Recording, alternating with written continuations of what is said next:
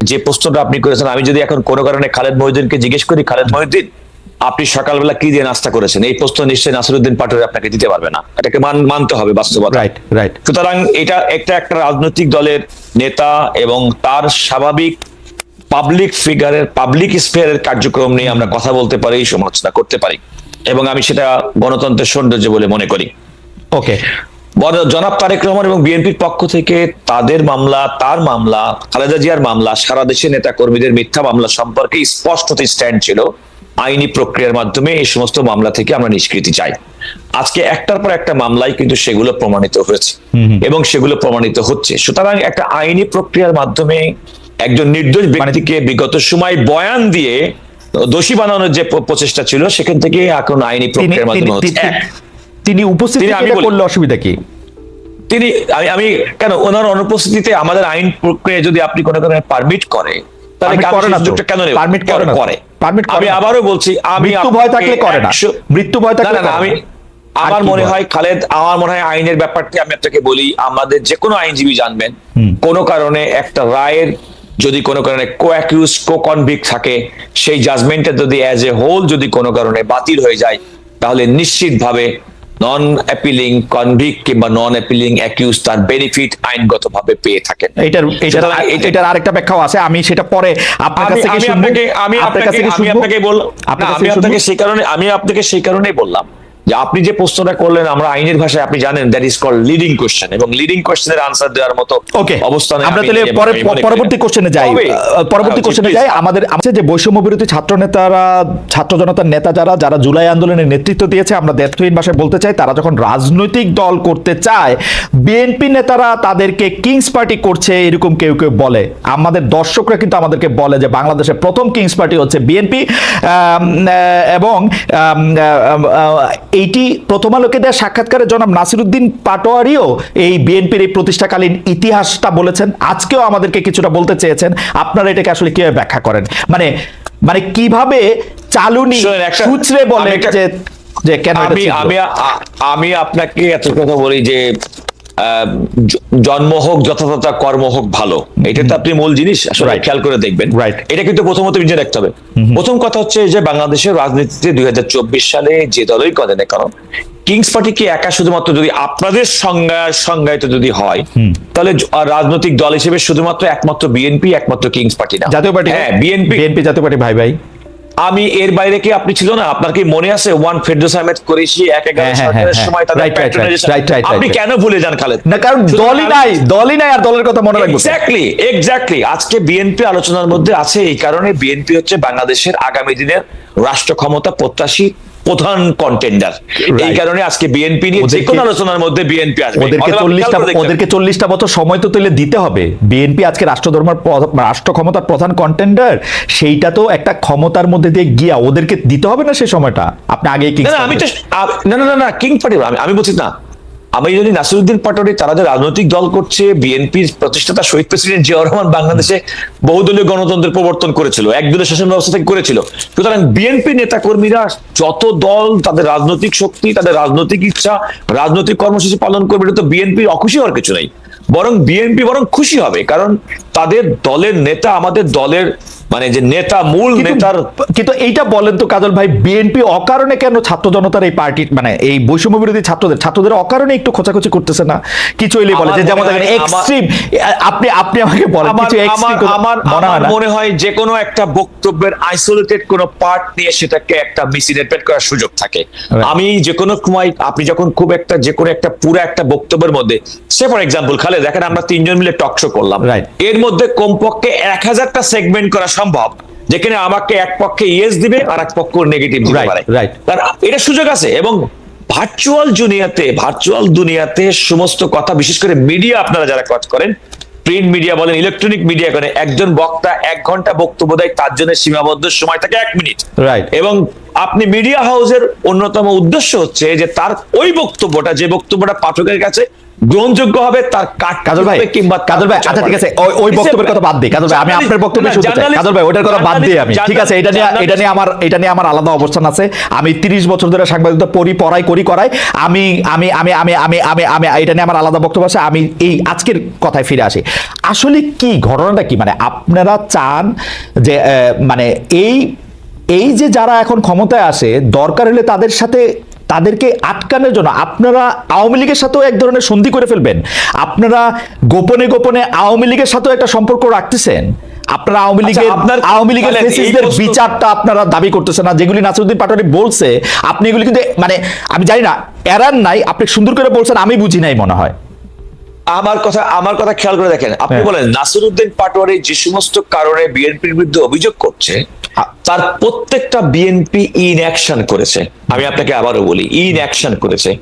আপনি খেয়াল করে দেখুন যে এই যে বিভিন্ন জায়গায় ফ্যাসিস্ট দোসরদের বিরুদ্ধে যে সমস্ত ফৌজদারি মামলা, দু একটা জায়গায় অভিযোগ থাকতে পারে যে দু একজন নিরাপরাধ ব্যক্তি কোনো কারণে অভিযুক্ত হয়ে যেতে পারেন, কিন্তু অধিকাংশ ক্ষেত্রে ভিকটিমের পরিবারের পক্ষ থেকে মামলা দায়ের করা, তাদের বিচারের প্রক্রিয়ার মধ্যে আনা, সেটা কিন্তু বিএনপি রাজনৈতিকভাবে করেছে এবং করছে। বিএনপি কিন্তু বর্তমান অন্তর্বর্তীকালীন সরকারের সময় যখন কথা বলছে, রাষ্ট্র পরিচালনায় এই সরকারকে সহযোগিতার পাশাপাশি জুলাই আগস্ট গণবিপ্লবের যে স্পিরিট, সেই স্পিরিটটা ধারণ রেখে বিগত পতিত ফ্যাসিস্ট সরকারের বিচার প্রক্রিয়া এগিয়ে নিয়ে যাওয়ার জন্য সরকারের কাছে বলছে। কাজল ভাই, সত্যি কথা বলেন, আওয়ামী লীগের সাথে কোনো আতাত করতেছে না তো বিএনপি? মানে আমাদের কিন্তু মানে অতীত অভিজ্ঞতা ভালো না আসলে। আমি আপনাকে খালেদ আতুলকে বলি, বিএনপি সম্ভবত বাংলাদেশে এমন কোন দেউলিয়াত্বের শিকার হয়নি যে বিএনপি জনগণের কাছে তার যে কমিটমেন্ট, সেই কমিটমেন্ট এবং জনগণের আস্থার বাইরে গিয়ে আওয়ামী লীগের উপর ভর করতে হবে তার রাষ্ট্র ক্ষমতা আসার জন্য। মানুষ অশুভ সন্ধি তখনই করে যখন কোনো কারণে তার নিজের কোমরের জোর না থাকে। ওকে, আমার মনে হয় যে কাজল ভাই আপনাকে ধন্যবাদ। আমাদের অনুষ্ঠান প্রায় শেষ হয়ে গেলে, যে we just want 2 or 3 more minutes because we want to so আমরা একটা 2-3 মিনিট একটু চায়া নিলাম। তো জনাব পাটোয়ারি, আমরা একদম শেষ পর্যায়ে, বছরও শেষ হতে যাচ্ছে, আমরা একটা সবচেয়ে মনে হয় যে আমরা 2024 এরকম একটা বছর আমরা একটা দেখলাম। আমরা কাজল ভাইকে 20 সেকেন্ড শুনবো আর আপনাকে শুনবো 2 মিনিট। আপনি যদি এই সময়ের মধ্যে থেকে আপনারা আসলে 2025টা আপনারা কেমন দেখতে চাইতেছেন, কি হইতে পারে সেই জায়গায়, কেমনে আপনারা আমাদের সবাইকে আবার এক জায়গায় নিয়ে আসবেন, একটা বিভেদ এবং মানে আনবেন কিনা, নাকি আপনারা একলাই থাকবেন কোথাও, সেইটাও আপনারা একটু কইতে পারেন। মানে আপনাদের এই 2025-এর সামনে রেখে আপনাদের লক্ষ্য উদ্দেশ্য যদি একটু বলেন, জানান নাসিরউদ্দিন পাটোয়ারি। প্রথমত ধন্যবাদ। প্রথমত আমরা পুরাতন রাজনৈতিক যে ওল্ড সিস্টেম গুলো, সেগুলো আমরা চাই না। এটার বিরুদ্ধে যদি বিএনপি দাঁড়াক অথবা যে কোনো বাংলাদেশের পলিটিক্যাল পার্টি দাঁড়াক, এটা অলরেডি আওয়ামী লীগ দাঁড়িয়েছিল, সেখানে আওয়ামী লীগ বাংলাদেশ থেকে পালিয়ে গিয়েছিল। সো তরুণ প্রজন্ম এটাতে খুবই মানে একটা জায়গা আছে যে বাংলাদেশে ওল্ড সিস্টেম বা পুরাতন যে ব্যবস্থাগুলো আছে সেগুলো ফিরতে দিবে না বাংলাদেশে। তো চাঁদাবাজি, চাঁদাবাজি, এগুলো আমরা তীব্র বিরোধিতা করি এবং বিএনপি এগুলোতে কিছু কাজ করছে। আমরা আমাদের জায়গা থেকে আমরা তাদেরকে ধন্যবাদ জানাই, ভবিষ্যতে করবে, কারণ আমাদের দায়িত্ববোধ এটা, যে কোনো পার্টি হোক তাদেরও সংস্কারের মধ্যে দিয়ে যেতে হবে, যাতে নতুন বাংলাদেশে 25 সালে যাতে আমরা নতুন একটি বাংলাদেশ দেখতে চাই।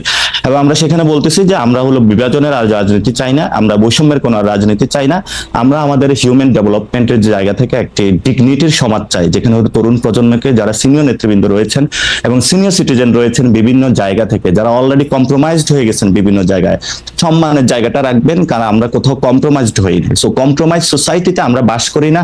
আপনাদের কম্প্রোমাইজ সোসাইটি নিয়ে আপনারা থাকেন, কিন্তু আমাদেরকে আপনারা কম্প্রোমাইজড হতে বাধ্য করবেন না। সো আমরা সেই জায়গাতে কখনো বাধ্য হব না। এবং আমরা শেষ করে যেটা, যে আমরা আগামীর বাংলাদেশে যেটা চাই, যেহেতু পুরাতন রাজনীতি জনগণকে আকৃষ্ট করতে পারছে না, মানুষের মধ্যে একটা আপিল রয়েছে জনগণকে। আপনি যদি জিজ্ঞেস করেন, আমি এক রিক্সাওয়ালাকে জিজ্ঞেস করেছিলাম যে কি চলছে চাচা দেশে, তো উনি বললে এক চোর বিদায় হয়েছে, আরেকজন চুরি করার জন্য হলো ভোট চাচ্ছে, আরেকজন চুরি করবে নাকি করবে এখনো ডিসাইডিং ফ্যাক্টর না। তো আমরা কোনো চোরকে আর বাংলাদেশকে দেখতে চাই না, কোনো চ্যান্ডার বা চাঁদাবাজকে বাংলাদেশকে দেখতে চাই না। আমরা এমন একটি বাংলাদেশ দেখতে চাই যেখানে মানুষের শিক্ষা, বাসস্থান, বিনোদন এবং এই বিষয়গুলা ম্যাসিভ আকারে জনগণ উপভোগ করবে এবং শান্তি সুন্দর বাংলাদেশ প্রতিষ্ঠিত হবে। আমাদের শুভেচ্ছা থাকলো জনাব নাসিরউদ্দিন পাটোয়ারির এই চাওয়া যদি হয়, তাহলে নিশ্চয়ই বাংলাদেশ আমরা একটা অন্যরকম বাংলাদেশ দেখতে পাবো। খালেদ ভাই, আপনাকেও পাবো ইনশাল্লাহ। অবশ্যই আমি আমি আমি সবসময় আপনাদের পাশে আছি। আমি পাশে আছি জনাব রুহুল কুদ্দুস কাজল, আপনারও। আপনি জনাব রুহুল কুদ্দুস কাজল, আপনি একটু 20-30 সেকেন্ডে একটু বলেন। এবং আপনারা, আমি আসলে এই অনুষ্ঠানে একটু বলে দিতে চাই যে ছাত্র দলের বর্তমান সভাপতি এসে কিন্তু আমাদের সামনে, সবার সামনে এটা উনি বলেছিলেন যে তিনি কোনো ধরনের চাঁদাবাজি এবং অন্য কোনো কিছুর সাথে থাকবেন না। আমরা স্বাগত জানিয়েছিলাম কাজল ভাইকে। এখনো আমরা বিএনপির একদম সেই প্রধান নেতৃত্বের জায়গায় বা কোর নেতৃত্বের জায়গায় নাই, কিন্তু কাজল ভাই নীতি নির্ধারকদের একজন। কাজল ভাই, আপনার কাছ থেকে আমরা একটু শুনতে চাই যে আমরা আসলে 2025 কেমন দেখতে চান। আমাদের খুব সময় না, আপনি যদি 1 মিনিটে শেষ করেন। আমি 1 মিনিট আমি আমাকে বলি, জি। 2024 সালে জুলাই আগস্টের যে বিপ্লব, এবং বিপ্লব বাংলাদেশের জন্য বিরাট সম্ভাবনা তৈরি করেছে, এবং এই স্পিরিটটাকে সামনে নিয়ে আগামী দিনে যেতে হবে। নাসিরউদ্দিন পাটোয়ারি যে কথাটি বলেছেন, আগামী দিনের জন্য এখন যেটা এই সরকারের জন্য, অন্তর্বর্তীকালীন সরকারের জন্য কতগুলো প্রায়োরিটি, সংস্কার যেগুলো, সেগুলো দ্রুততম সময় করে নিয়ে রাজনৈতিক দলগুলোর সঙ্গে ঐক্যমতের ভিত্তিতে জনগণের সরকার প্রতিষ্ঠা করাটা আগামী দিনে আমার ইমিডিয়েট প্রত্যাশা হবে। এবং এটা হচ্ছে আমার প্রথম কথা একজন নাগরিক হিসেবে।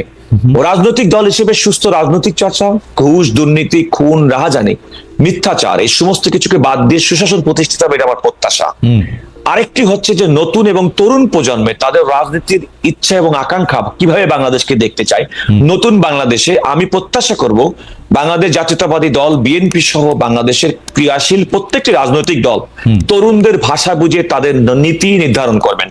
ইতিমধ্যে এবং প্লিজ আমার একটা অনুরোধ থাকবে কাজল ভাই, বিএনপি নীতি নির্ধারকদেরকে আপনি বলবেন, আপনিও মনে রাখবেন যে অতি অকারণে শুধু নেম কলিং করার জন্যই যারা জুলাই আগস্টের এই হত্যাকাণ্ডের শিকার হয়ে যারা দাঁড়িয়েছিল রাস্তায়, তাদেরকে আন্ডারমাইন করে কথা। আমার মনে হয় খালেদ, আমি সরি, সেরকম যদি কেউ করে থাকে, আমার ভালো লাগে কাজল ভাই, আমার ভালো লাগে নাই যখন মির্জা ফখরুল আলমগীর এখনকার সময় 5 আগস্টের সাথে তুলনা করেছেন। আমি বলি, এই জন্যই বললাম, ইন আইসোলেশন কোন কারণে একটা বক্তব্যর কোন একটা interpretation might be a slight misinterpretation. It may not be the true interpretation of the word. আমাদের আগামী বছরকে সামনে রেখে নিশ্চয়ই এই আশা থাকবে। আমি আপনাকে শেষ করছি এই কথা বলে, দেখুন নতুন সম্ভাবনা দ্বার উঠেছে, উন্মোচিত হয়েছে। আমার মনে হয় সেটাকে কাজে লাগাতে হবে, তরুণদের ভাষা বুঝতে হবে। এবং আমি মনে করি বিএনপির একজন ক্ষুদ্র কর্মী হিসেবে বিএনপি প্রণীত ইতিপূর্বে 31 দফা কর্মসূচি, যার আলোকে সংবিধান সংস্কার, বিচার বিভাগ সংস্কার, দুর্নীতি দমন কমিশন সংস্কার, প্রশাসন সংস্কার, এই যে বিএনপির পক্ষ থেকে যে সমস্ত প্রস্তাবনা বর্তমান অন্তর্বর্তীকালীন সরকারের কমিশনের কাছে প্রদান করা হয়েছে, সেগুলো যদি কাজল ভাই আপনাকে অনেক মোটাটাকে যদি আমরা গ্রহণ করি, তাহলে আগামী দিনে কাজল ভাই আমার একটা ছোট্ট কোশ্চেন ছিল আপনার কাছে। হ্যাঁ, কোশ্চেনটা করে রাখেন, উত্তর আমরা আলাদাভাবে নিব না। না জাস্ট কোশ্চেনটা রেজ করে দিই। একটা বক্তব্য এসেছে যে মানুষ হলে ভোট বুঝে, সংস্কার বুঝে না। তাহলে আপনারা আবার 31 দফা সংস্কার, ওকে, মানুষ হচ্ছে ভোট বুঝে, সংস্কার বুঝে না কেন? আমাদের আর সময় নাই। ব্যারিস্টার রুহুল কুদ্দুস কাজল, আমাদেরকে এখন চলে যেতে হবে। তবে নাসিরউদ্দিন পাটোয়ারি নিউজের হেডলাইন দেখে সমস্ত নিউজের হেডলাইন দেখে, এই কাজল ভাই, নিউজের হেডলাইন দেখে বোঝা যাবে না, খণ্ডিতভাবে কোনো কিছু বলা যাবে না, আপনার কথা আলাদা করা যাবে না। তো আমরা বলবোটা কি? আমাকে বলতে হবে যে পুরো কথার কেমনে কি বলবো? আর সময় নাই। আমাকে producer they will kill me. না শুনেন, নাসিরউদ্দিন পাটোয়ারির সঙ্গে এই টক শোতে আসার আগে নাসিরউদ্দিন পাটোয়ারির গতকাল প্রথম আলোয় প্রকাশিত তার পুরা বক্তব্য ইন্টারভিউ আমি পড়ে এসেছি, রাইট, সো দ্যাট কি সে বলতেছে অনুধাবন করার জন্য, রাইট। আপনি তো এটা পড়েছেন, আপনি এটা বলেছেন। আমরা চাইবো যে আপনি সেটি আসলে সব মিথ্যা মামলা থেকে খালাস পেয়েছেন তারেক রহমান, তারপরও তিনি দেশে ফিরছেন না, ভার্চুয়াল জনসভায় যোগ দিচ্ছেন, বিএনপির নেতৃত্বে সরকার গঠন হবে, এটা নিশ্চিত করার পরেই তিনি দেশে ফিরবেন। মানে আসলে তিনি দেশে ফিরতেছেন না কেন? মানে তার কোন জায়গা থেকে তিনি আসলে একটু ভীত বোধ করছেন? দেখুন, আমার মনে হয় প্রথম কথা হচ্ছে যে আপনি যে প্রশ্নটি করেছেন অনেকটা ব্যক্তিকেন্দ্রিক প্রশ্ন। তো আসলে আপনি জানেন না, পার্টি প্রধান তো শুধু ব্যক্তি না, উনি তো ইনস্টিটিউশন। কিন্তু কথা হচ্ছে যে একজন ব্যক্তির অ্যাবসলিউটলি